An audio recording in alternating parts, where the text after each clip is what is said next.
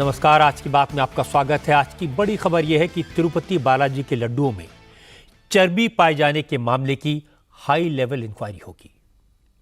आज केंद्र सरकार ने ऐलान किया कि तिरुपति बालाजी के प्रसाद में गाय की चर्बी पाए जाने की रिपोर्ट पर एक्शन लिया जाएगा। जिन लोगों ने पाप किया है उन्हें कड़ी सजा दिलाई जाएगी। आंध्र प्रदेश के मुख्यमंत्री चंद्रबाबू नायडू ने कहा, यह तो साबित हो गया है कि तिरुपति मंदिर की, भगवान वेंकटेश की पवित्रता को भंग किया गया। अब उनकी सरकार मंदिर के पुजारियों और साधु संतों के निर्देशन में आगम शास्त्रों के मुताबिक मंदिर का शुद्धिकरण करवाएगी। प्रसाद की शुद्धता और पवित्रता को कायम रखने का प्लान बनाएगी। चंद्रबाबू ने भरोसा दिलाया कि भक्तों की आस्था और मंदिर की परंपरा की रक्षा की जाएगी।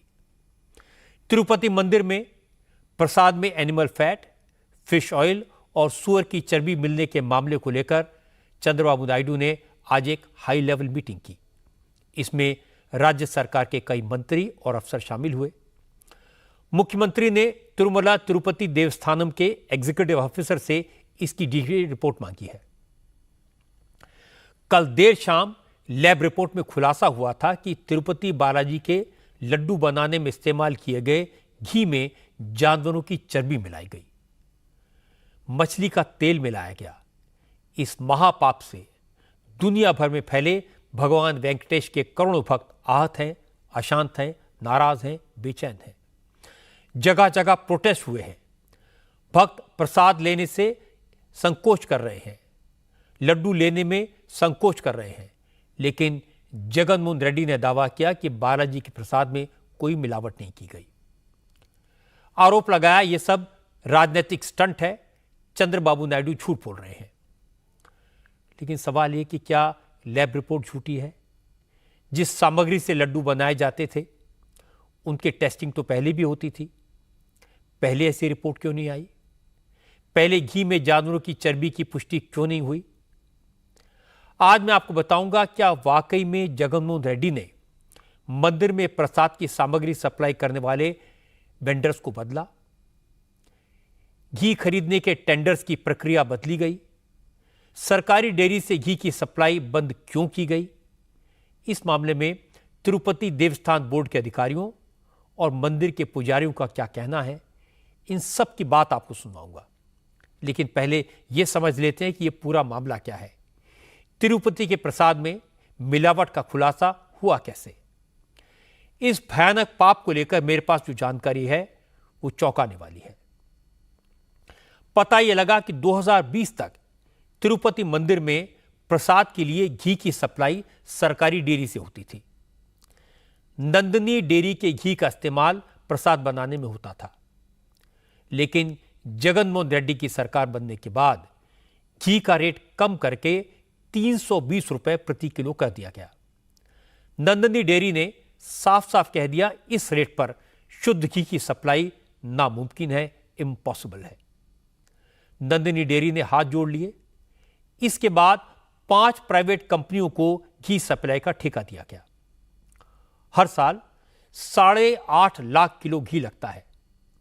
जैसे ही घी के सप्लायर बदले, लड्डू की क्वालिटी में शिकायतें आने लगी।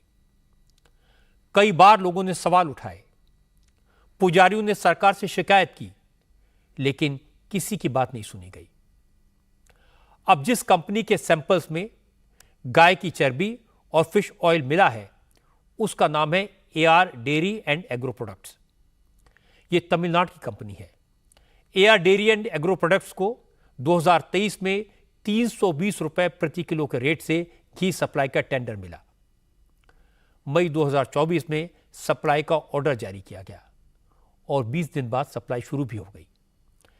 AR dairy and agro products ने तिरुपति मंदिर में कुल 10 टैंकर घी की सप्लाई की।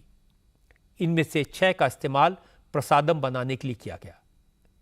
एक टैंकर में 1500 किलो घी आता है, यानी इस कंपनी के 9000 किलो घी का इस्तेमाल प्रसाद बनाने के लिए हो चुका था।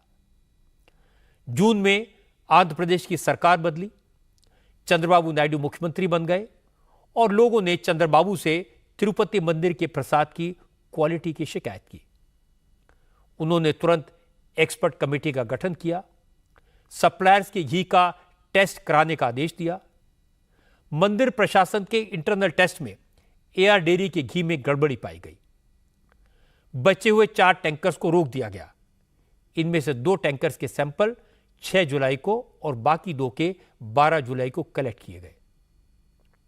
सैंपल्स को गुजरात के नेशनल डेयरी डेवलपमेंट बोर्ड की लैब में भेजा गया। पता चला प्रसाद का लड्डू जिस घी से बन रहा है उसमें जानवरों की चर्बी है। आज तिरुमला तिरुपति देवस्थानम मंदिर के एग्जीक्यूटिव ऑफिसर श्यामला राव ने माना कि मंदिर की पवित्रता भंग हुई है। श्यामला राव ने आरोप लगाया कि पिछली सरकार ने मिलावट की जांच के लिए कोई कदम नहीं उठाए थे। जो घी सप्लाई किया जा रहा था उसमें जबरदस्त मिलावट की जा रही थी। When I took over as executive officer, TTD, जब मैंने एक एग्जीक्यूटिव ऑफिसर का पद संभाला तो मैं मुख्यमंत्री से मिला। उन्होंने घी और लड्डू की क्वालिटी पर चिंता जताई। हमें पता चला कि घी की खराब क्वालिटी की कई वजह है। पहली ये कि हमारे पास क्वालिटी टेस्ट की कोई अपनी लैब नहीं है। दूसरा ये कि टेंडर में घी को खरीदने के लिए जो दाम रखे गए थे वो व्यवहारिक नहीं थे। कोई भी ये समझ सकता है कि भगवान को चढ़ने वाला शुद्ध घी 320 रुपए में नहीं मिल सकता। इसके लिए कम से कम 500 रुपए प्रति किलो तो चुकाने ही होंगे। हमने इस पर काम शुरू किया। हमने सारे सप्लायर्स को चेतावनी दी कि अगर मिलावटी घी सप्लाई किया गया तो हम आपको ब्लैक लिस्ट कर देंगे। सारे सप्लायर्स की क्वालिटी ठीक थी सिवाय एक के। वो कंपनी है AR फूड तमिलनाडु। हमने उनके सैंपल को NDDB लैब भेजा। शुद्ध घी में प्योर मिल्क फैट 95.68 से लेकर 104.32 होना चाहिए। लेकिन दुख की बात है कि इस सारे सैंपल में मिल्क फैट की वैल्यू 20 ही पाई गई। इसका मतलब घी में जबरदस्त मिलावट की गई थी। अब मैं आपको इस मामले का दूसरा पक्ष सुनवाता हूं। चेन्नई की AR dairy and agro products नाम की कंपनी पर मिलावट के आरोप लगे हैं। आज AR डेयरी की तरफ से सफाई दी गई। कंपनी के क्वालिटी कंट्रोल एक्सपर्ट ने कहा कि उनकी डेयरी ने मंदिर में घी सप्लाई सिर्फ 2 महीने के लिए ही किया था। जो घी भेजा गया उसका सैंपल टेस्ट FSSAI और एगमार्क ने पास किया था। इसलिए मिलावट के सारे आरोप गलत हैं। இது ஏஆர் டெய்ரி ஃபுட்ஸ்ல இருந்து திருப்பதிக்கு நாங்க ஜூன் ஜூலைல தான் அனுப்பிச்சிருந்தோம்। हमने सिर्फ जून और जुलाई में ही घी भेजा था। उसके बाद TTD को हमने घी नहीं भेजा। हम पिछले 25 सालों से इस बिजनेस में हैं। हमारी गुणवत्ता को लेकर कभी भी कोई रिपोर्ट नहीं आई। ये कैसे हो गया हम इस पर कुछ कह नहीं सकते हैं।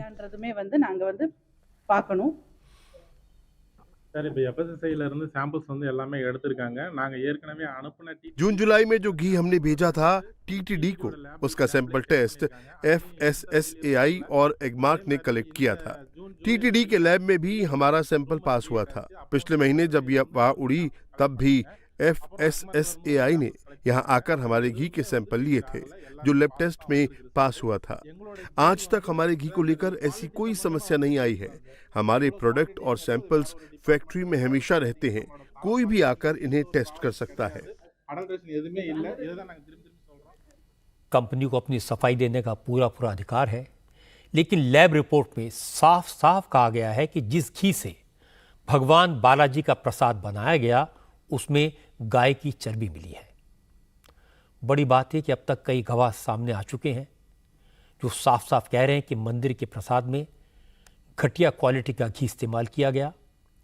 इसकी शिकायत उन्होंने पहले की थी जब आंध्र प्रदेश में जगनमोहन रेड्डी की सरकार थी। उस वक्त लड्डू की गिरती हुई क्वालिटी की शिकायत सबसे पहले तिरुपति मंदिर के प्रधान पुजारी रहे रमणा दीक्षितलू ने की थी, लेकिन तब उस पर ध्यान नहीं दिया गया। असल में रमणा दीक्षितलू का परिवार सदियों से भगवान बालाजी की पूजा करता आया है। 1974 में रमणा दीक्षितलू तिरुपति के प्रधान पुजारी थे। उन्होंने कहा सनातन धर्म का अपमान करने के लिए एक साजिश के तहत सरकारी डेयरी के बजाय प्राइवेट लोगों को टेंडर दिया गया।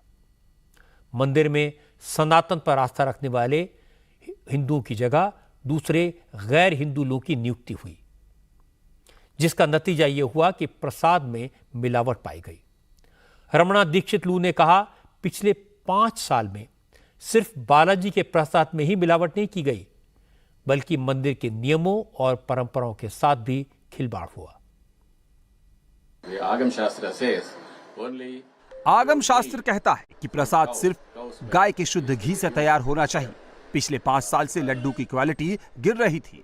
लड्डू के स्वाद और उनकी शेल्फ लाइफ में भी फर्क आया था। मैंने लगातार इसकी शिकायत तब के बोर्ड के एग्जीक्यूटिव ऑफिसर और बोर्ड चेयरमैन से की थी। मैंने उन्हें यह बताया था कि भगवान को चढ़ने वाले प्रसाद की मात्रा भी बदली जा रही है। हमारा प्रसाद का एक मैनुअल है जिसे डिट्टम कहा जाता है। उसके मुताबिक ही प्रसाद की मात्रा तय होती है, लेकिन अफसरों ने बिना पुजारियों और धर्मचारियों से सलाह किए अपनी मर्जी से प्रसाद की मात्रा और उसे चढ़ाने के वक्त को बदल दिया। मैंने इसकी भी कई बार शिकायत की, लेकिन किसी ने मेरी शिकायत पर ध्यान नहीं दिया। मैं अकेला लड़ाई लड़ता रहा, लेकिन सरकार बदलने के बाद कई लोगों ने लड्डू और यहाँ के भक्तों को दिए जाने वाले भोजन की शिकायत की, जिसे सरकार ने गंभीरता से लिया। जिसके बाद सरकार ने सैंपल को लैब में भेजा। टेस्ट की जो रिपोर्ट आई है वो बहुत डराने वाली है। परेशान करने वाली और अपमानजनक है। आंध्र प्रदेश के मुख्यमंत्री एन चंद्रबाबू नायडू ने प्रसाद में मिलावट को लेकर आज जगन मोहन रेड्डी पर सीधा हमला किया। नायडू ने कहा, जिन लोगों ने तिरुपति मंदिर की पवित्रता को भंग किया है, भगवान के साथ धोखा किया है, उन्हें भगवान वेंकटेश्वर इसी जन्म में सजा देंगे। नायडू ने कहा, इस मामले में जिम्मेदार कई लोगों को हटा दिया गया है और जांच के बाद सरकार दूसरे लोगों पर भी सख्त एक्शन लेगी। ఎవరు ఊహించలేదు వెంకటేశ్వర స్వామి హిందువులకి కలియుగ దేవుడు। ऐसा होगा ये कोई सोच भी नहीं सकता था। भगवान वेंकटेश्वर हिंदुओं के लिए एक भरोसा है, एक विश्वास है। अगर भगवान के खिलाफ ही कोई काम किया गया है तो लोग कहते हैं कि अगले जन्म में नहीं बल्कि इसी जन्म में उसकी सजा भुगतनी पड़ती है। प्रसाद के साथ जो अपवित्रता की गई, उसकी जांच में जो बातें सामने आई है वो दिखाता है कि वो लोग घमंड में इतना चूर हो गए थे कि उन्हें लगा कि उनका कोई कुछ नहीं बिगाड़ सकता। उन्होंने आम लोगों की भावनाओं की कद्र नहीं की। मुझे जो लैब रिपोर्ट मिली है उससे साफ है कि प्रसाद की क्वालिटी से समझौता किया गया, अपवित्र चीजों की मिलावट की गई। अब जिम्मेदार लोगों पर कार्रवाई शुरू हो गई है। कुछ को हटा दिया है। प्रसाद में अब शुद्ध घी का इस्तेमाल किया जा रहा है। श्रद्धालु भी इस कार्रवाई से संतुष्ट हैं। इस मामले में जांच चल रही है, सबूत जुटाए जा रहे हैं। जो भी दोषी पाया जाएगा उस पर सख्त एक्शन होगा। ये मामला गंभीर है, करोड़ों भक्तों की आस्था से जुड़ा है, लोगों के विश्वास से जुड़ा है। इसलिए जैसे ही प्रसाद के घी में जानवरों की चर्बी होने का खुलासा हुआ तो हेल्थ मिनिस्टर जेपी नड्डा ने चंद्रबाबू नायडू से फोन पर बात की, मामले की जानकारी ली, राज्य सरकार से लैब रिपोर्ट मांगी। नड्डा ने कहा, सरकार इस मामले को लेकर बहुत सीरियस है। FSSAI की लैब में सैंपल्स का फिर से टेस्ट किया जाएगा। रिपोर्ट आने के बाद एक्शन भी होगा। जैसे ही ये खबर मुझे मिली, मैंने चंद्रबाबू नायडू जी से बात की, उनसे मैंने डिटेल उसकी ली है और मैंने उनको कहा है कि आप तुरंत एक जो आपके पास अवेलेबल रिपोर्ट है वो रिपोर्ट आप मुझे भेज दें। उस रिपोर्ट को मैं एग्जामिन भी करूंगा, स्टेट रेगुलेटर से भी बातचीत करूंगा, उनका क्या कहना है उसको भी जानूंगा। उस जो रिपोर्ट है जिस सोर्स से आई है उस रिपोर्ट को पूरी तहकीकात करके उसके सारे पहलुओं को ध्यान में रख करके suitable action will be taken accordingly. जो भी कानून के दायरे में और जो भी हमारी नियमावली food safety standards authority of India के तहत आती है उसके तहत हम इस पर कार्रवाई करेंगे। लेकिन अभी हमने रिपोर्ट मंगवाई है। I will examine it, my FSSAI is going to examine, they are going to give report and then we will take it. क्योंकि शक की सुई जगन मोहन रेड्डी पर है। जिस वक्त गड़बड़ी हुई उस समय जगन ही आंध्र प्रदेश के मुख्यमंत्री थे, इसलिए आज जगन मोहन रेड्डी की पार्टी ने हाई कोर्ट का दरवाजा खटखटाया। कोर्ट से इस मामले की जांच सिटिंग जज या हाई कोर्ट की बनाई कमेटी से करवाने की मांग की। इसके बाद जगन मोहन रेड्डी खुद अपना पक्ष रखने के लिए सामने आए। उन्होंने सारे आरोपों को सफेद झूठ और राजनीति से प्रेरित बताया। जगन ने कहा कि मंदिर में जितनी सामग्री की सप्लाई होती है उसके टैंकर को मंदिर परिसर में तभी घुसने दिया जाता है जब उसकी क्वालिटी चेक हो जाती है। मंदिर प्रशासन ही हर टैंकर से सैंपल कलेक्ट करता है। अगर रिपोर्ट नेगेटिव आती है तो उस टैंकर को रिजेक्ट कर दिया जाता है। ऐसा पहले कई बार हो चुका है। यह रूटीन प्रोसेस है। जगन मोहन ने कहा कि जिस टैंकर का घी घटिया और मिलावटी पाया गया था उसे रिजेक्ट किया गया था, उसे वापस लौटा दिया गया था। चंद्रबाबू नायडू ने उसी टैंकर के सैंपल की रिपोर्ट को आधार बनाकर पॉलिटिकल गेम खेला है, जबकि हकीकत यह है कि मंदिर के प्रसाद में मिलावटी घी का इस्तेमाल कभी नहीं हुआ। चंद्रबाबू नायडू सिर्फ लोगों को भड़काने पर अपना राजनीतिक हित साधने की कोशिश कर रहे हैं। And to divert people's attention. मैं खुद प्रधानमंत्री और चीफ जस्टिस ऑफ इंडिया को आमंत्रित करता हूं। मैं उन्हें यह बताऊंगा कि कैसे चंद्रबाबू नायडू ने तथ्यों को गलत तरीके से पेश किया और चंद्रबाबू पर इस मुद्दे पर एक्शन क्यों नहीं लिया जाना चाहिए। लेकिन जगन मोहन के आरोपों को तेलुगु देशम पार्टी ने सबूतों के साथ खारिज किया। टीडीपी के नेता दीपक रेड्डी ने सरकारी डेयरी नंदिनी और कर्नाटक मिल्क फेडरेशन की प्रेस रिलीज दिखाई। उन्होंने जगन मोहन से सवाल किया कि सरकारी डेयरी जब मार्केट से कम रेट पर मंदिर को दशकों से घी सप्लाई कर रही थी तो उस व्यवस्था को क्यों बदला गया। दीपक रेड्डी ने कहा जगन मोहन की सरकार को पता था कि मंदिर में रोज 15,000 किलो की सप्लाई प्राइवेट डेयरी नहीं कर सकती। वो जानते थे इसमें मिलावट का खतरा है। इसके बावजूद उनकी सरकार ने प्राइवेट कंपनियों को सप्लाई का ठेका दिया। About 4-5 years ago, the Nandini and Karnataka Milk Federation had लगभग 4-5 साल पहले नंदिनी और कर्नाटक मिल्क फेडरेशन के प्रमुख ने एक प्रेस रिलीज जारी की थी।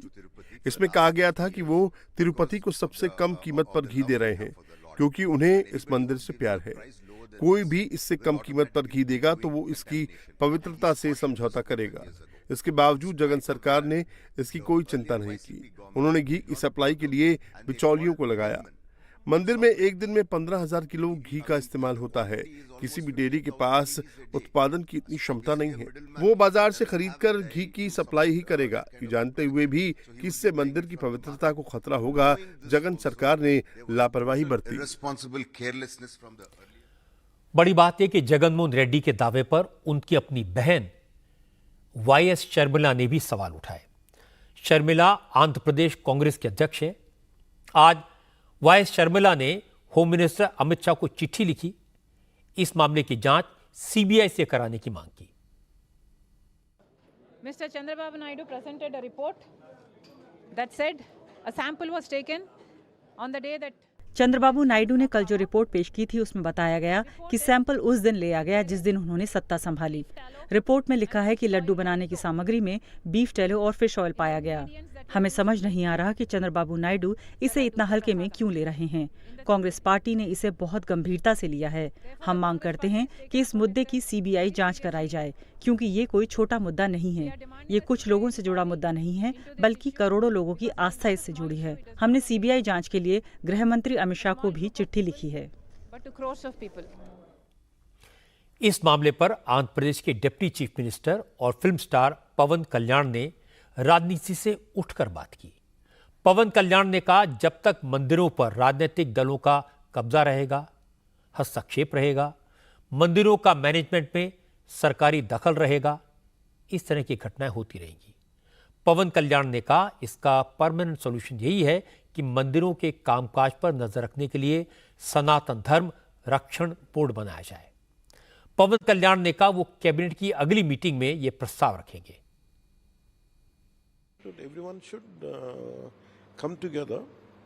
सबको इस मामले में साथ आना होगा। ये सिर्फ एक प्रसाद का मामला नहीं है। जरूर ये गंभीर मामला है, लेकिन जब सरकारें और बोर्ड अपना काम ठीक तरह से ना करें, भारत में ऐसी कोई प्रक्रिया होनी चाहिए जो इनके कामों पर नजर रख सके। मुझे लगता है कि सनातन धर्म रक्षा बोर्ड बनाना वक्त की मांग है, क्योंकि अगर मंदिर की पवित्रता ठीक तरह से नहीं बनाई रखी जा रही है, जैसा कि तिरुपति में हुआ, तो ये सनातन धर्म के लिए ठीक नहीं है। अगर आप राजनीतिक दलों पर इसे छोड़ देते हैं तो ऐसी घटनाएं बार बार होंगी। इसे रोकने के लिए स्थायी समाधान की जरूरत है। मैं कैबिनेट की बैठक में अपने साथियों और मुख्यमंत्री के सामने सनातन धर्म रक्षा बोर्ड बनाने का प्रस्ताव रखने जा रहा हूं। इस मामले की जांच होगी, दोषियों को सजा भी मिल जाएगी, लेकिन भक्तों की आस्था और विश्वास को जो चोट पहुंची है उसकी भरपाई नहीं हो पाएगी। हालांकि आज भी तिरुपति में हजारों भक्तों ने भगवान वेंकटेश्वर के दर्शन किए। श्रद्धालुओं ने कहा कि उन्हें तो यकीन ही नहीं है कि कोई भगवान के दरबार में भी ऐसा पाप कर सकता है। हमारे संवाददाता टी राघवन को ऐसे कई भक्त मिले जो हर साल तिरुपति में भगवान वेंकटेश के दर्शन के लिए आते हैं। उन्होंने कहा पिछले कुछ सालों से प्रसाद का स्वाद तो बदला हुआ था, लेकिन उन्होंने सपने में भी नहीं सोचा था कि मंदिर के प्रसाद में जानवरों की चर्बी हो सकती है। जिसने भी ये पाप किया उसे सजा मिलनी चाहिए। बहुत दुख है सर। एक्चुअली हम लोग रेगुलर आते हैं हम लोग यहाँ पर टेम्पल को, मगर लास्ट 5 इयर्स में थोड़ा डिफरेंस तो है, 100% डिफरेंस तो है। ऑलरेडी हम लोग अन्नप्राशन जाके आया अभी, सो इसका पहले को अभी को डिफरेंस है। सो लड्डू में भी टेस्ट में डिफरेंस आया। तिरुपति बोले तो हमारा इमोशन है, जो हिंदुओं का सबका इमोशन है, इससे इन लोग खेल लिया। ये पॉलिटिकल वाले पूरा खेल लिया। यहाँ पे ये पॉलिटिक्स का एरिया नहीं है, this is completely devotional area है। जो भी है उसका पीछे है उसको अंदर डालना है। भगवान के मंदिर में ऐसा अगर होता है तो फिर दर्दनाक बात है। धोखा लगा हमको, क्योंकि हम विश्वास से इधर आके प्रसाद लेके जा रहे हैं, तो ऐसा धोखा देने से क्या इसमें क्या घोटाला है मालूम नहीं है। ऐसे मिलाना क्यों जरूरत काम नहीं है। वो अन्य मतस्थल को कॉन्ट्रैक्ट दिया था, इसलिए ऐसे हो रहा है। इसलिए कह रहे हैं कि दूसरे धर्म के लोगों को कॉन्ट्रैक्ट दे दिया यहाँ पर। हाँ, बहुत हिंदू लोग हैं, उसको देना तो अच्छा रहता। देखो भगवान ये जागरूक स्थान है, ये अगर किन्होंने किया होगा तो यही जन्म में उसको ये भुगतना पड़ेगा, ये अगर हुआ होगा तो। लेकिन हमें तो लगता है कि ऐसा नहीं हुआ होगा, और हम लोग बालाजी के अच्छे भक्त हैं, और वो ये होगा ही नहीं है, ऐसा हमें लगता है दिल से। बालाजी के भक्तों ने कहा जिन्होंने महापाप किया है उन्हें अपने किए की सजा जरूर मिलेगी, लेकिन वो भगवान का अनादर नहीं करना चाहते। इसलिए उन्होंने प्रसाद में लड्डू तो लिया है, लेकिन इस बार वो दूसरों को बांटने के लिए लड्डू नहीं ले जाएंगे। एक महिला श्रद्धालु ने तो मंदिर के ट्रस्ट पर ही सवाल उठा दिया। उन्होंने कहा मंदिर को इतना चढ़ावा मिलता है, इसकी गिनती दुनिया के सबसे अमीर मंदिरों में होती है, इसके बाद भी भक्तों के साथ ही धोखा हुआ, इसके लिए मंदिर का बोर्ड भी जिम्मेदार है। लोगों ने नहीं लिया, जो ट्रैवलिंग के लिए 1 लड्डू मिलता है बस वही लिया, और सबको नहीं तो हर बार हम लोग 10 लड्डू लेके जाते थे, लेकिन इस बार नहीं लिए, क्योंकि इतना मतलब सुनने के बाद अच्छा कोई रिपोर्ट गलत तो देगा नहीं। और सोचिए फॉरेन में ये सब जाएगा तो क्या हाल होगा, मतलब हमारी इकोनॉमी लो जाती है ना, स्टैंडर्ड अपना डाउन होता है इंडिया का। ये सब नहीं करना चाहिए, खासकर हिंदू परंपरा, और आप इतना विश्वास रखते हैं, सारे लोग इतनी श्रद्धा है, कितनी दूर दूर से लोग आते हैं। ये हमारे हिंदू समाज में भ्रष्ट करने वाली बात हो गई। हम लोग इतना दूर से आते हैं भगवान का दर्शन करने, श्रद्धा से आते हैं, और उसमें अगर ऐसा चर्बी और तेल और इस टाइप का मिलावट होगा तो पूरा आस्था के साथ खिलवाड़ करना, इस पर कड़ी से कड़ी कार्रवाई होनी चाहिए। क्योंकि हम लोग को भी कहीं न कहीं आ गया जो लड्डू न लें, क्योंकि जब आदमी समझ जाएगा तो बिल्कुल नहीं लेगा। तो प्रशासन को इस पर पूरा ध्यान देना चाहिए। मुझे तो नॉर्मल मिलावट होए तो भी गुस्सा आ जाएगा। जो भी ऐसा कर रहा है बिना डरे पहले उनको बैन लगाओ। और इतने पैसे की कमी नहीं है इस मंदिर में, पहली बात तो इतना चढ़ावा आ रहा है, इतना सब है, फिर भी ऐसा सब क्यों कर रहे हैं? मतलब उसके पीछे का कारण होना चाहिए ना, कि अगर रिपोर्ट सही है। प्रसाद के लड्डू में गाय की चर्बी के इस्तेमाल के खुलासे से देश भर के साधु संतों में भी जबरदस्त नाराजगी है। अखाड़ा परिषद के अध्यक्ष महंत रविंद्र पुरी ने मांग की है कि मंदिर की पवित्रता भंग करने वाले को चौराहे पर लटकाकर फांसी दी जाए, जिससे आगे कोई हिंदुओं की धार्मिक आस्था से खिलवाड़ करने की हिम्मत न कर सके। पूरा विश्व वहां दर्शन करने जाता है और वहां भगवान का भोग लगाता है, और वो भोग लाखों की संख्या में वहां लड्डू बनाए जाते हैं। जब ये सुनने में आया उन लड्डू में जो एनिमल फैट्स है, फिश ऑयल है, एक धक्का लगा, इतना दुख हुआ। हमारे जितने भी संत महात्मा सब हमारे पास है, गुरुजी ये क्या हो रहा है? मैंने कहा भाई क्या हुआ? बोले जी ऐसे ऐसे हो गया। तो बहुत दुख का विषय है। आप बताइए क्या हमारे देवी देवता भी सुरक्षित नहीं है? जब देवी देवता ही सुरक्षित नहीं है, हम सुरक्षित कहां से हो सकते हैं। मेरा ये कहना है, मैं सरकार से अपील करता हूं ऐसे व्यक्तियों को जो है फांसी दी जाए, और फांसी भी कहां पे दी जाए, बीच चौराहे पे फांसी दी जाए, ताकि उसको देख के कोई भी जो मुस्लिम विचारधारा का व्यक्ति होगा, जो सनातन विरोधी होगा, वो ऐसा काम न कर पाए। दिगंबर अखाड़े के सचिव बाबा हठ योगी ने कहा, जब मस्जिदों, गुरुद्वारों और चर्चेस का मैनेजमेंट उन्हीं धर्मों के लोगों के पास है, तो फिर मंदिरों का मैनेजमेंट सरकार क्यों करती है? मंदिरों के चढ़ावे पर सरकारी नियंत्रण क्यों है? बाबा हठ योगी ने कहा कि तिरुपति मंदिर में करोड़ों का चढ़ावा आता है, तो फिर प्रसाद का घी बाहर से मंगाने की क्या जरूरत? मंदिर को अपनी गौशाला बनानी चाहिए। चर्च का पैसा चर्च में जाएगा, मस्जिद का पैसा मस्जिद में जाएगा, गुरुद्वारा का पैसा गुरुद्वारे में जाएगा, लेकिन हिंदू मठ मंदिरों का पैसा दूसरे धर्मों में जाता है। एक तो हम लोगों को प्रयास करके उसे रोकना पड़ेगा, और दूसरी बात, जो इस तरह से 3,000 करोड़ रुपया प्रति वर्ष तिरुपति बालाजी से आता है। मैं तो वहां के समिति और न्यास को भी कहता हूं, वहां की सरकार से भी कहता हूं कि संत समाज को चाहिए कि सरकार इन सरकारों से मुक्त करवाए, और मुक्त करवाने के साथ साथ अपनी गौशाला, जहां 3,000 करोड़ रुपये आता है, 100-200 करोड़ रुपया लगा के अपनी गौशाला नहीं खोल सकते। अपनी गौशाला खोलेंगे तो शुद्ध घी मिलेगा, और शुद्ध घी मिलेगा तो शुद्ध प्रसाद मिलेगा, ना मछली का तेल मिलेगा, ना उसमें मांस मिलेगा। लेकिन ये कमी हम लोगों के जागृत होने की है। अभी हम सोए हुए हैं, हम लोग संकल्प लेते हैं कि इस तरह की जो घटनाएं हो रही है, भविष्य में हम कभी नहीं होने देंगे।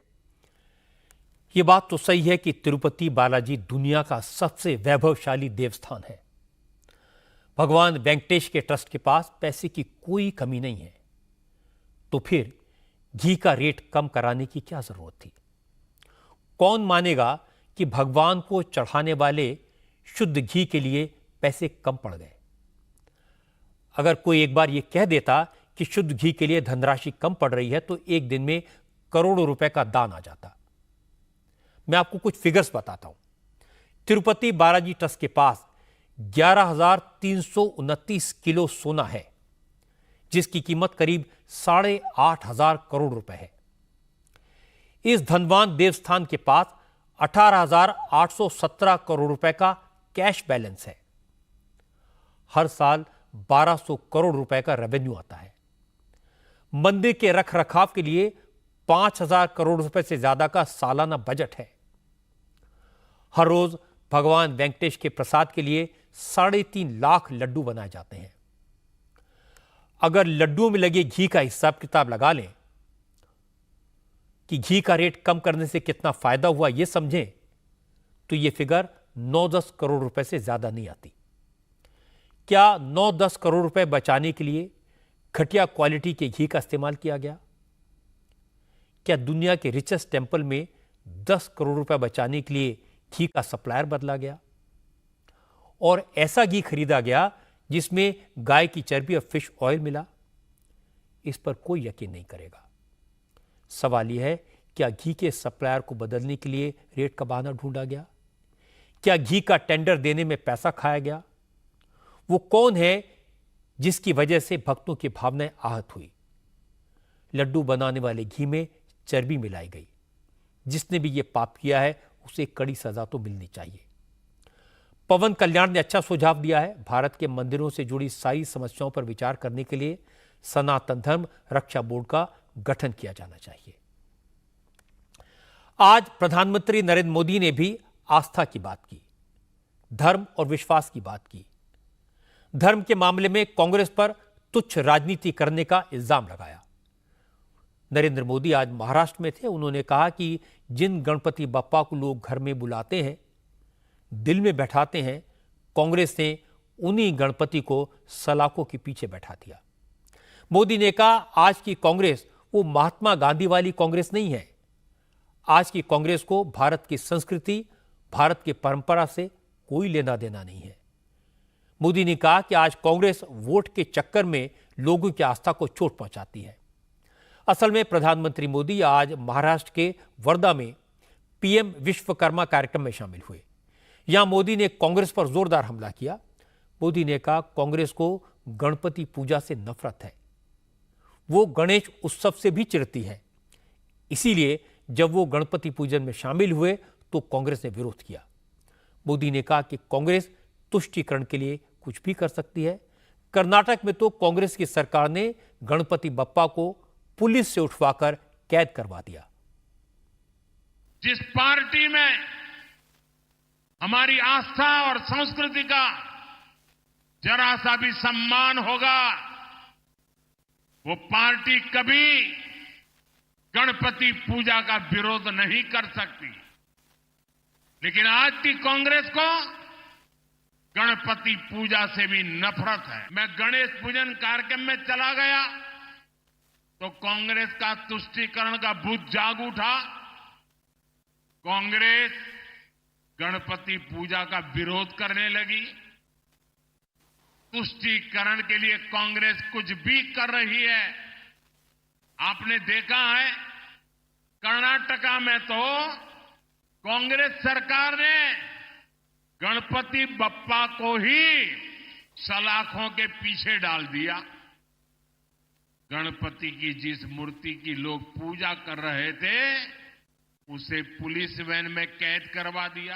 राष्ट्र गणपतीची आराधना करीत होता आणि कर्नाटकात गणपतीची मूर्ती पुलिस वैन मध्ये होती। साथियों, पूरा देश गणपति के इस अपमान को देखकर आक्रोशित है। मैं हैरान हूं, इस पर कांग्रेस के सहयोगियों के मुंह पर भी ताला लग गया है। उन पर भी कांग्रेस की संगत का ऐसा रंग चढ़ा है कि गणपति के अपमान का भी विरोध करने की उनमें हिम्मत नहीं बची है। भाई और बहनों, हमें एकजुट होकर कांग्रेस के इन पापों का जवाब देना है। मोदी ने कहा कि आज की कांग्रेस में नफरत का भूत प्रवेश कर चुका है। कांग्रेस के नेता विदेश जाकर नफरत फैलाने और देश को तोड़ने वाली बातें करते हैं। मोदी ने कहा कि आज कांग्रेस की बागडोर टुकड़े टुकड़े गैंग और अर्बन नक्सल के पास है।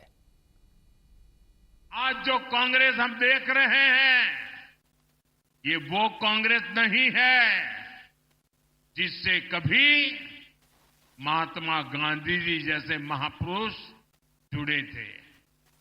आज की कांग्रेस में देशभक्ति की आत्मा दम तोड़ चुकी है। आज की कांग्रेस में नफरत का भूत दाखिल हो गया है। आप देखिए, आज कांग्रेस के लोगों की भाषा, उनकी बोली विदेशी धरती पर जाकर उनके देश विरोधी एजेंडे, समाज को तोड़ना, देश को तोड़ने की बात करना, भारतीय संस्कृति और आस्था का अपमान करना, ये वो कांग्रेस है जिसे टुकड़े टुकड़े गैंग और अर्बन नक्सल के लोग चला रहे हैं। आज देश की सबसे बेईमान और सबसे भ्रष्ट कोई पार्टी है तो वो पार्टी कांग्रेस पार्टी है। देश का सबसे भ्रष्ट परिवार कोई है तो वो कांग्रेस का शाही परिवार है। ये सारा विवाद इसलिए शुरू हुआ कि कांग्रेस ने मोदी के चीफ जस्टिस के यहां जाकर गणपति पूजा करने को इशू बनाया, बेकार का विवाद खड़ा किया, राई का पहाड़ बनाया। फिर कर्नाटक में पुलिस ने गणपति बप्पा की मूर्तियों को पुलिस वैन में कैद कर दिया। अब अगर आप मोदी को फुल टॉस फेंकेंगे तो बॉल बाउंड्री के पार तो जाएगी। नरेंद्र मोदी राजनीति के चतुर खिलाड़ी हैं। आज वो महाराष्ट्र में थे, अच्छी तरह जानते हैं कि महाराष्ट्र के लोगों की भगवान गणेश के प्रति कितनी आस्था है, महाराष्ट्र में गणपति पूजन कितनी आस्था, कितने विश्वास के साथ किया जाता है। इसीलिए मोदी ने वर्धा में गणपति पूजा का जिक्र किया और ये कांग्रेस को महंगा पड़ेगा। वैसे आज महाराष्ट्र में कम्युनल टेंशन की खबरें भी आई। नंदुरबार में ईद मिलादुन नबी के जुलूस के दौरान दो गुटों में झगड़ा हो गया, जमकर पत्थरबाजी हुई जिसके बाद से पूरे इलाके में तनाव का माहौल है। असल में नंदुरबार में ईद का जुलूस निकाला जा रहा था। जब जुलूस हिंदू बहुल मालीवाड़ा इलाके से गुजर रहा था, उसी वक्त जुलूस में भड़काऊ नारेबाजी शुरू हुई। इसके बाद आसपास की दुकानों पर पत्थरबाजी हुई। इलाके के लोग नाराज हो गए और दूसरे पक्ष ने भी पत्थर फेंकने शुरू किए। भगदड़ मच गई। हालांकि पुलिस फोर्स पहले से तैनात थी, इसलिए हालात बिगड़ते उससे पहले ही पुलिस एक्शन में आ गई, मामले को शांत कराया। क्योंकि आज जुमे का दिन था, इसलिए पुलिस ज्यादा अलर्ट थी। सुबह से ही पुलिस ने पूरे शहर में पेट्रोलिंग की थी। ड्रोन की मदद से सेंसिटिव इलाकों पर निगरानी रखी थी और लोगों से अपील की थी कि वो अफवाहों पर ध्यान न दें। नंदुरबार के एसपी ने बताया कि सीसीटीवी फुटेज और मोबाइल वीडियो के आधार पर पुलिस ने 109 पत्थरबाजों की पहचान कर ली है। इनमें से 55 आरोपियों को अरेस्ट भी कर लिया गया है, जबकि 54 आरोपी फरार हैं। इन सब के खिलाफ सख्त कार्रवाई की जाएगी। नंदुरबार शहर में जो घटना हुई, दो समाजों के बीच में जो तनाव का परिस्थिति निर्माण हुआ, इसमें attempt to murder, assault on public servant on duty, rioting और relevant sections of prevention of destruction of public property, इसके अंतर्गत गुना दर्ज किया गया है। अभी तक 55 एक्यूज्ड को हमने हिरासत में लिया है। इसके अलावा बहुत सारा सीसीटीवी फुटेज और मोबाइल क्लिप्स के माध्यम से जो भी इस घटना में शामिल लोग हैं, उन सबके नाम निष्पन्न करके उनको भी इसमें आरोपी किया जाएगा और उन पे भी इस क्राइम के अंदर कड़क कायदेशीर कार्रवाई उनके खिलाफ होगी। महाराष्ट्र में असेंबली इलेक्शन इसी साल होने हैं, इसलिए नंदुरबार की घटना को विपक्षी दलों ने सीधे चुनाव से जोड़ दिया। चूंकि हिंदू बहुल इलाके में झगड़ा हुआ था, इसलिए महाविकास आघाड़ी की सभी पार्टियों ने इसके लिए बीजेपी को जिम्मेदार ठहरा दिया। महाराष्ट्र कांग्रेस के अध्यक्ष नाना पटोले ने कहा, चुनाव को देखते हुए महाराष्ट्र में जानबूझकर माहौल बिगाड़ा जा रहा है ताकि पोलराइजेशन हो और बीजेपी को उसका फायदा मिले। महाराष्ट्र में कानून व्यवस्था कहां बची है? मुस्लिम हिंदू, बौद्ध हिंदू, ये प्रक्रिया तो उन लोगों की है ही। पार्लियामेंट में हारने के बाद अब महायुति को डर पैदा हो चुका है कि हमारी सरकार अब नहीं रहती है। और उनके भी सर्वे के अंदर में हमने देखते हैं तो उनका सर्वे भी 100 के अंदर है, बीजेपी और उनके साथी। तो उनको पता है, तो विभाजन कर हम लोग सत्ता में आ सकते कि ये कोशिश कर रहे हैं। जिस तरह से डराने का, धमकाने का, किसी के ऊपर हमला करने का जो काम कर रहे हैं, ये नहीं चलेगा। लोग समझ चुके हैं, इनके दाव समझ चुके हैं, लोग इनको जवाब चुनाव में देंगे। शरद पवार के एनसीपी के नेता जयंत पाटिल भी बिल्कुल इसी लाइन पर बोले। जयंत पाटिल ने कहा, फिरका परस्त ताकतें महाराष्ट्र का माहौल बिगाड़कर चुनाव में उसका फायदा लेने की फिराक में है।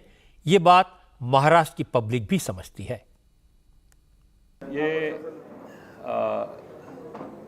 बहुत जगह जानबूझ के कोई वातावरण निर्मित का प्रयोग कुछ लोग कर रहे हैं और जानबूझ के फिरका परस्त ताकत दो कुछ काम करने की कोशिश कर रहे हैं। इसका असर ये हो रहा है कि कुछ जगह तनाव निर्माण हो रहा है, जो चुनाव के लिए इस्तेमाल करने के लिए कुछ लोग प्रयास में हैं।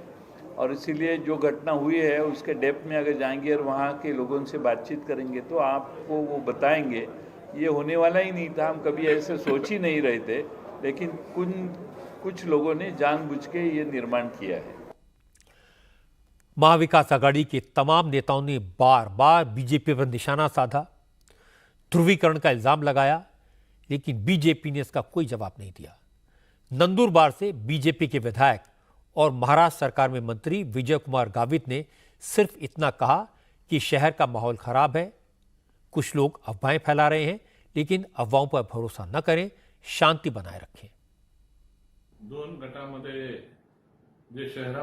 शहर में दो गुटों के बीच जो तनाव का वातावरण पैदा हुआ है, इस बारे में कुछ अफवाह भी फैल रही है, उसे बढ़ने मत दीजिए। पुलिस ने हम सभी लोगों से शांति की अपील की है। आप सब शांति बनाए रखिए। जिस तरीके से तनाव का माहौल शहर में था, उस पर कंट्रोल किया गया है। पिछले 2-3 दिन में महाराष्ट्र के कई शहरों से गणपति विसर्जन के जुलूसों पर पथराव की खबरें तो आई हैं। भिवंडी और अकोला में तो पत्थरबाजी की वजह से गणपति विसर्जन का जुलूस पूरी रात रुका रहा। उस वक्त भी महाविकास आघाड़ी के नेताओं ने इल्जाम लगाया कि बीजेपी ने जानबूझकर गणपति विसर्जन में गड़बड़ी करवाई, जिससे माहौल खराब हो। अब नंदुरबार में ईद मिलादुल नबी के जुलूस में पत्थरबाजी हुई तो भी कांग्रेस और एनसीपी के नेता बीजेपी पर ही उंगली उठा रहे हैं। कुल मिलाकर मामला सियासी है, चुनाव का माहौल है, इसलिए महाराष्ट्र के लोगों को ज्यादा सावधान रहने की जरूरत है। उन्हें अफवाहों से बचना चाहिए। झारखंड के भी इस साल अंत में चुनाव होने हैं, इसलिए वहां भी चुनावी माहौल धीरे धीरे गरमाने लगा है। आज होम मिनिस्टर अमित शाह ने झारखंड में परिवर्तन यात्रा की शुरुआत की। साहिबगंज और गिरिडीह में अमित शाह की 2 पब्लिक मीटिंग्स हुई। दोनों रैलियों में अमित शाह ने आदिवासियों की गिरती आबादी, घुसपैठियों की बढ़ती जनसंख्या का मुद्दा उठाया और इसके लिए हेमंत सोरेन की सरकार को जिम्मेदार बताया। अमित शाह ने कहा, झारखंड में घुसपैठिए यहां के मूल निवासियों की जमीन पर कब्जा कर रहे हैं, बेटियों की इज्जत के साथ खिलवाड़ कर रहे हैं, लेकिन झारखंड की सरकार खामोश बैठी है क्योंकि घुसपैठिए उनका वोट बैंक है। अमित शाह ने कहा, अगर अवैध घुसपैठियों और रोहिंग्याओं को रोका नहीं गया तो 25-30 साल बाद वो मेजॉरिटी में आ जाएंगे। झारखंड में आदिवासी माइनॉरिटी में हो जाएंगे। हमारे झारखंड में जिस प्रकार से घुसपैठ हो रही, अगर इसी प्रकार से चला तो 25-30 साल में एक घुसपैठिए यहां बहुमत में आ जाएंगे। आप चाहते हो क्या गिरिडीह घुसपैठियों से भर जाए? जोर से बोलो, चाहते हो क्या? हेमंत सोरेन ने रोक सकता है क्या? कांग्रेस रोक सकती है? उनकी तो वोट बैंक ही वो ही। ये हमारी सभ्यता को नष्ट करे, हमारी संपत्ति को हड़प रहे, हमारी बेटियों के साथ अलग अलग प्रकार से नकली शादी रचा रहे हैं और हमारा रोजगारी का भी वो लूटने का काम करते हैं। एक बार झारखंड सरकार बदल दीजिए, मैं आपको वादा करता हूं रोहिंग्या और बांग्लादेशी घुसपैठियों को चुन चुन कर झारखंड के बाहर भेजने का काम भारतीय जनता पार्टी करेगी। अमित शाह ने सीधे सीधे हेमंत सोरेन की सरकार पर निशाना साधा तो जेएमएम की तरफ से फौरन जवाब भी आया। जेएमएम के महासचिव सुप्रियो भट्टाचार्य ने कहा, सरहद की निगरानी की जिम्मेदारी होम मिनिस्ट्री की है। अमित शाह होम मिनिस्टर हैं, इसलिए जवाब तो अमित शाह को ही देना है कि घुसपैठिए कहां से आ रहे हैं, कैसे आ रहे हैं। अरे भैया बताइए ना, घुसपैठ कहां है? आपका पुलिस बल क्या करता है जो सीमाओं में तैनात है? कोई पैराड्रॉपिंग तो होता नहीं है। किस रास्ते से आता है? ये अनर्गल बातें करके माहौल बिगाड़ना, ये झारखंड की जनता बर्दाश्त नहीं करेगी। आइए, घूमिए फिरिए, नफरत पैदा करना बंद कीजिए, नहीं तो वही दवाई चुनाव के दिन उल्टा लटका कर सीधा करना। इसके बाद झारखंड के मंत्री और कांग्रेस के नेता बन्ना गुप्ता ने कहा कि चुनाव आया है, इसलिए बीजेपी के लोग झारखंड आ रहे हैं, लेकिन इससे कोई फायदा नहीं होगा। जब मंजिल करीब थी तो पांव फिसल गया इनका, जब मंजिल दूर है तो हाय तौबा कर रहे हैं। जब कोविड में इन लोगों को सेवा करके लोगों का दिल जीतना चाहिए था, तो उस समय ये सारे लोग जो है भारतीय जनता पार्टी के लोग उस समय जो है डर से चूहे के बिल में छुप गए थे। अब जब मंजिल दूर है, चुनाव आ गया तो हाय तौबा कर रहे हैं, तो कुछ होने जाने को है नहीं। इनके हाथ में जो है बालू जो है ये मुट्ठी में भरे हुए थे, वो भी बालू धीरे धीरे निकल गई है। झारखंड में घुसपैठ रुकाना सिर्फ एक इलेक्शन इशू नहीं है, यहां के लोगों के लिए ये एक बहुत गंभीर मसला है, क्योंकि बाहर से आकर लोग झारखंड के मूल निवासियों की, आदिवासियों की जमीनों पर कब्जे कर रहे हैं। इसकी ऑथेंटिक रिपोर्ट्स कई बार सामने आई हैं। हाईकोर्ट ने भी आदिवासियों की घटती आबादी, आबादी के इम्बैलेंस पर चिंता जाहिर की थी। इसलिए हेमंत सोरेन को अमित शाह को जवाब देने के बजाय ये बताना चाहिए कि उन्होंने इस इशू को आइडेंटिफाई क्यों नहीं किया, उन्होंने आदिवासियों की इस परेशानी को क्यों नहीं समझा, उन्हें ये बताने और समझाने के लिए किसी को बाहर से आकर चेतावनी देने की जरूरत क्यों पड़ी। और अब बात केजरीवाल की। दिल्ली में मुख्यमंत्री के पद से इस्तीफा देने के बाद अरविंद केजरीवाल का फोकस हरियाणा के चुनाव पर है। आज केजरीवाल ने यमुनानगर से हरियाणा में कैंपेन की शुरुआत की। यमुनानगर में अपने रोड शो के दौरान केजरीवाल ने कहा वो तो हरियाणा के बेटे हैं। दिल्ली के स्कूलों को उन्होंने सुधार दिया, अब हरियाणा के स्कूल और हॉस्पिटल्स को सुधारना चाहते हैं। केजरीवाल ने कहा कि हरियाणा के लोगों ने बीजेपी और कांग्रेस को तो कई बार मौका दिया, अब एक मौका उन्हें भी मिलना चाहिए। हालांकि केजरीवाल ने यह भी कहा कि हरियाणा में कोई भी सरकार उनकी पार्टी के सपोर्ट के बिना नहीं बन पाएगी। मैं चाहता बड़ी आराम से मुख्यमंत्री की कुर्सी पे बैठ सकता था, पर मैंने कहा नहीं। 14 साल के वनवास के बाद जब भगवान राम लौटे थे, सीता मैया को अग्नि परीक्षा देनी पड़ी थी। केजरीवाल भी अग्नि परीक्षा देगा अपनी। पूरे हरियाणा के अंदर शिक्षा माफिया चल रहा है इस टाइम। प्राइवेट स्कूल मनमानी फीस बढ़ा रहे हैं, गुंडागर्दी कर रहे हैं नहीं कर रहे? और इनकी सरकार मिली हुई है उनके साथ। दिल्ली के अंदर हमने सरकारी स्कूल शानदार कर दिए, पता है कि नहीं आपको? दिल्ली के अंदर प्राइवेट स्कूलों की गुंडागर्दी बंद कर दी, पता है कि नहीं आपको? हरियाणा में भी करके दिखा देंगे। जब केजरीवाल हरियाणा में लोगों से वोट मांग रहे थे, उस वक्त आम आदमी पार्टी के नेता दिल्ली में केजरीवाल के लिए नया सरकारी घर मांग रहे थे। राघव चड्ढा ने आज कहा कि अरविंद केजरीवाल ने मुख्यमंत्री पद से इस्तीफा दे दिया है, मुख्यमंत्री आवास भी वो छोड़ देंगे, लेकिन उनके पास अपना कोई घर नहीं है, इसलिए केंद्र सरकार केजरीवाल को दिल्ली में सरकारी आवास दे। राघव चड्ढा ने कहा सभी राष्ट्रीय पार्टियों के अध्यक्षों को दिल्ली में घर मिलता है, इसलिए केजरीवाल को भी जल्दी से जल्दी सरकारी घर अलॉट होना चाहिए। 2 साधन दिए जाते हैं, उसे मैं सुविधा नहीं कहूंगा, 2 साधन दिए जाते हैं। पहला साधन, उसको अपना काम करने के लिए एक कार्यालय राष्ट्रीय राजधानी में दिया जाता है। जिस कार्यालय में आप स्थित हैं, अभी यहां बैठे हैं, यह कार्यालय हमें राष्ट्रीय राजधानी में राष्ट्रीय पार्टी दर्जा बनने की बदौलत हासिल हुआ। और दूसरी जो साधन हमें कानून तहत मिलना चाहिए, वो है हमारे राष्ट्रीय संयोजक को एक अकोमोडेशन, यानी कि एक सरकारी आवास। इस देश में कई राजनीतिक दल, राष्ट्रीय पार्टियां बने समय समय पर, और उन्हें समय समय पर उनके राष्ट्रीय अध्यक्ष हों या राष्ट्रीय संयोजक हो, उन्हें राष्ट्रीय राजधानी यानी कि दिल्ली में एक मकान, एक सरकारी आवास दिया गया। वो चुनाव आयोग का कानून है जिसके तहत मिलता है।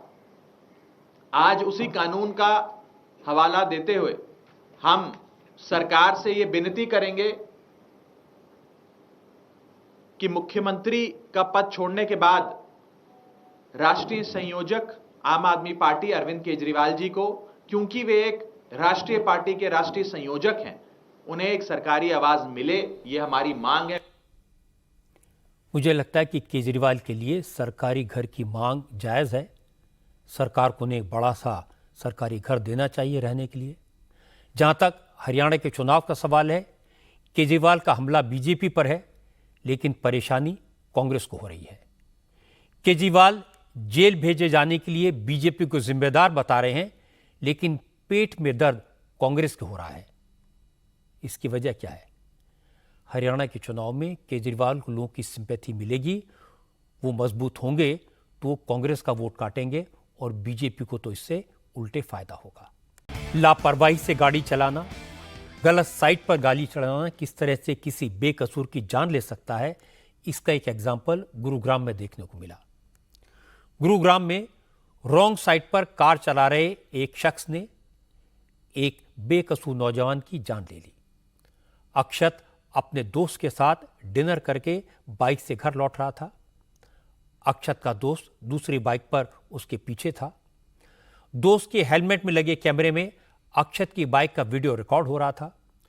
दोनों दोस्त अपनी साइड पर तेज स्पीड से चल रहे थे। उसी वक्त अक्षत की मोटर बाइक के सामने रॉन्ग साइड से एक गाड़ी आ गई। आमने सामने टक्कर हुई और अक्षत की मौके पर ही मौत हो गई। पुलिस ने रॉन्ग साइड पर कार चलाने वाले शख्स को अरेस्ट कर लिया है, लेकिन हल्की धाराओं में केस दर्ज किया और उसे 2 घंटे में थाने से ही जमानत दे दी। जिस शख्स की गलती से अक्षत की जान गई उसका नाम कुलदीप ठाकुर है। मूल रूप से बिहार का रहने वाला कुलदीप ठाकुर दिल्ली के घिटौनी में रहता है और एक पब्लिक रिलेशन कंपनी का को फाउंडर है। हैरानी की बात है कि कुलदीप ठाकुर अक्सर रॉन्ग साइड पर गाड़ी चलाता था। कई बार उसका चालान हो चुका है। पिछले महीने 24 अगस्त को ही रॉन्ग साइड ड्राइविंग करने के आरोप में चालान कटा था। उसी दिन रॉन्ग पार्किंग के लिए भी चालान हुआ था, लेकिन कुलदीप फिर भी नहीं सुधरा। अब उसकी वजह से एक मासूम की जान चली गई। लेकिन पुलिस ने कुलदीप का रिकॉर्ड चेक नहीं किया। उसके पास ड्राइविंग लाइसेंस भी नहीं था। फिर भी पुलिस ने उसे 2 घंटे बाद छोड़ दिया। जब इस पर लोगों ने नाराजगी जाहिर की तो पुलिस अफसर कहने लगे, जरूरत पड़ी तो कुलदीप को फिर से गिरफ्तार किया जाएगा।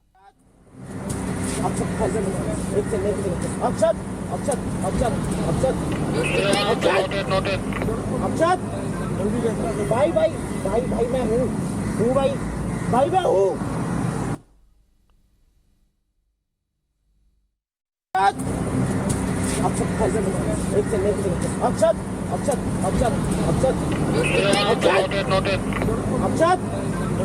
भाई भाई भाई भाई मैं हूँ। सही रास्ते पर जा रहे अक्षत के साथ जो हुआ वो बहुत दुखद है। अक्षत की कोई गलती नहीं थी। जो गाड़ी सामने से आ रही थी वो गलत रास्ते पर थी। और ये अक्सर देखने को मिलता है कि हाईवेज पर शॉर्टकट लेने के चक्कर में गाड़ियां, ट्रैक्टर, ट्रॉलियां रॉन्ग साइड से आती हैं। हालांकि हाईवेज पर अंदर आने के लिए और बाहर जाने के लिए रास्ते बनाए जाते हैं, लेकिन थोड़ा सा वक्त बचाने के चक्कर में ये गाड़ियां उल्टी साइड से चलने लगती हैं और बेकसूर निर्दोष लोग इसका शिकार होते हैं। ये सवाल सिर्फ रोड सेंस का है। कोई भी सरकार, कोई भी पुलिस इसको नहीं रोक सकती। जो लोग सड़क पर गाड़ियां चलाते हैं, अगर वो नियमों का पालन कर लें, रॉन्ग साइड पर न जाएं, तो कितने लोगों की जान बच सकती है।